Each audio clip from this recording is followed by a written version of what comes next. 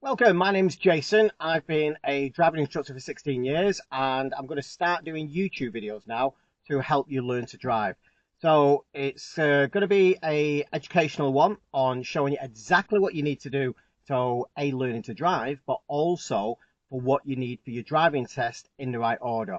Anyone can teach you to drive, but what I'm trying to do is give you my 16 years of experience of teaching people day in, day out, passing them day in, day out, and I've started on a different platform as well, where I've been training thousands of people on this online platform as well.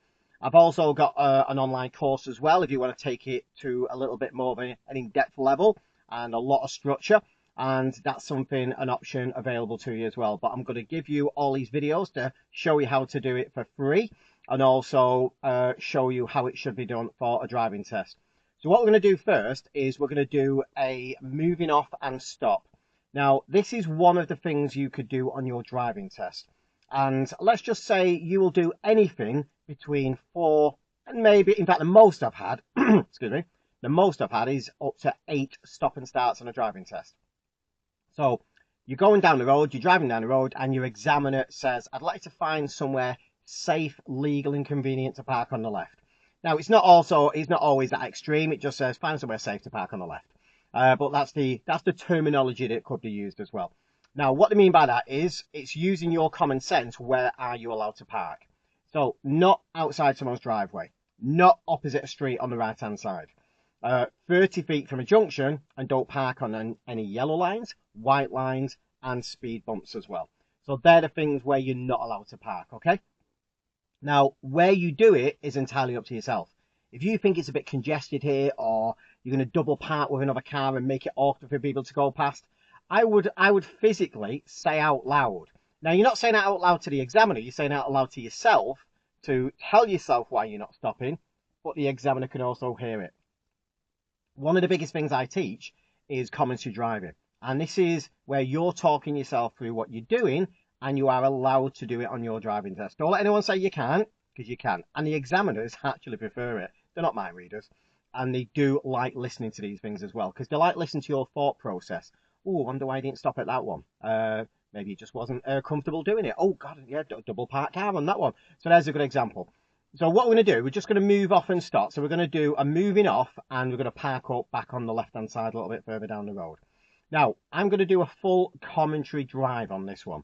Now, I've got a front and rear camera on the inside, and I've got an outside and an inside camera on the rear as well of the vehicle. I don't have cameras on the pedals. I don't believe in them, because by watching videos where you look down at the pedals, you're more likely to look down at the pedal when you actually learn to drive, and then you're taking your eyes off the road. So I will verbally tell you what you should be doing with your feet, and it's always good practice to practice the clutch control before you move off. So there will be one of my videos before this one, probably on clutch control or just after this one, but I'll let you know at the end of the video. And what I'm going to do is go through the clutch control scenario on how you would find your biting point, okay?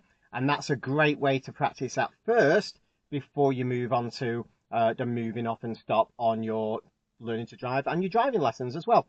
So we're going to do this one now. Now we're going to move off here and we're going to go a little bit further down the road. And I will be going into gear 2 on this one. And then we're going to park up further down.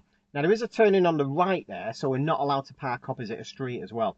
So what we do need to do is plan it so we're not parking opposite that street, next to a raised curb, not in front of someone's driveway, and also about 5 or 6 inches away from the curb on the left hand side there as well, which I will go through with you as well. Now, I've personally got a little reference point on my dashboard to help learner drivers.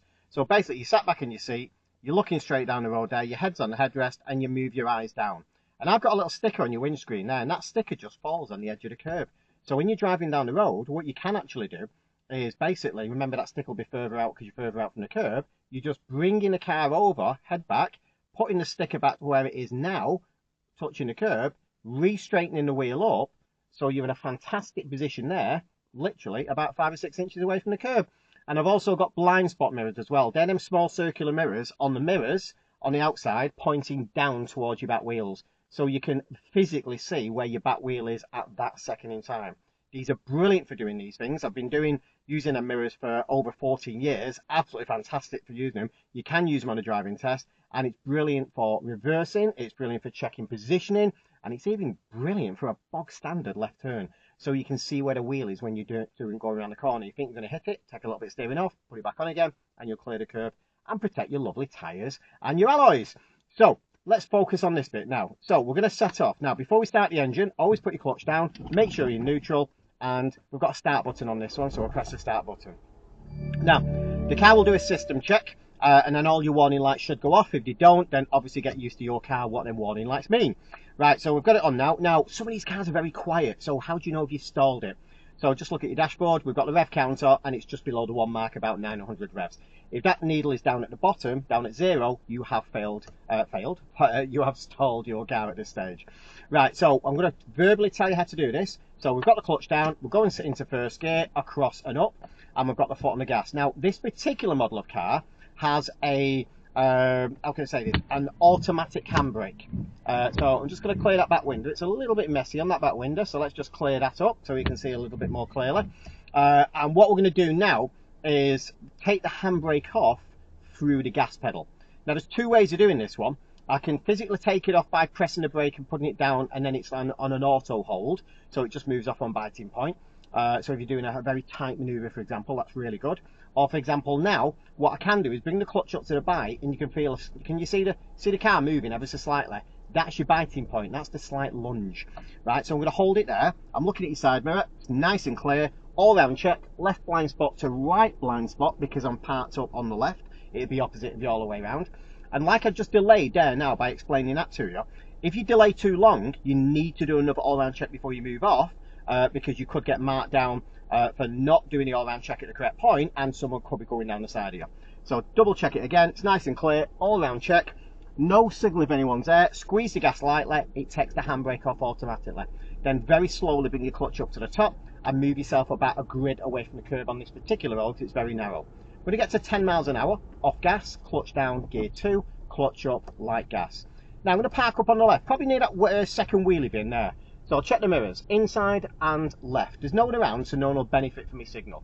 So I'm going to bring my dot over to where it is now, line it up again, and then braking, clutch to the floor, and braking to a gentle stop. Just checking mirrors again, just in case I needed a signal, because obviously things might have changed. Now I've got my clutch to the floor, and I'm squeezing the brake pedal. Now I've got the auto hold on, so the handbrake is put on through the foot brake. So now I can set my foot off the foot brake, and I can put myself into neutral, and now I can release my pedals. Now, if you park up and you've got your signal on, cancel your signal first, because your hands are on the wheel. You may as well. It's just quicker to do it, because it's very easily forgotten if not. So, let's just recap that again. So, we put the clutch down, select first gear, let our foot on the gas pedal, but not squeezing it at this stage.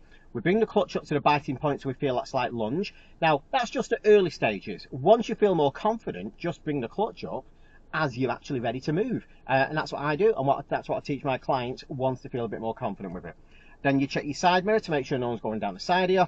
Do your all-round check, and a proper all-round check, please, guys. Now, if you do a sideways glance like that, you'll get a point every time you move away, and 3 of them points will be a fail on a test. And remember, you could be doing anything between 4 and 8 stop and starts on your driving test there as well. So once you've checked that mirror and you know no one's coming, left blind spot, right blind spot. Think about looking through your side windows. That's your proper blind spot there. So left blind spot, right blind spot, back to your side mirror. Hold on to that side mirror, because if not, you won't see any changes. Signal if necessary, and then squeeze your gas. Handbrake comes off. If not, take your handbrake off physically at this stage as well. Car's now moving because you've got your biting point. And then once you start moving, well, just as you're moving, squeeze your gas and bring your clutch up slowly to the top. Now, there's different ways of doing the setting of the biting point and the gas. I've done that in a previous video, but there's various different ways. You can bring your clutch up to the bite and squeeze your gas at the same time, which is a more professional way of doing it. If you're a bit unsure, find your biting point first, feel that slight lunge. As your handbrake comes off, squeeze your gas before you start bringing your clutch up anywhere to the top, or you can set the gas first. Don't particularly like that method because it can burn your clutch out long term. And 16 years of doing this job, never lost one clutch because I teach you to look after your car at the same time. So, and then we're moving down the road. Now we move away about a grid away from the curb, and we're building up the speed. Now when we're thinking about parking back up, mirrors, inside, who's behind and how close, left door mirror, who's at the side of us.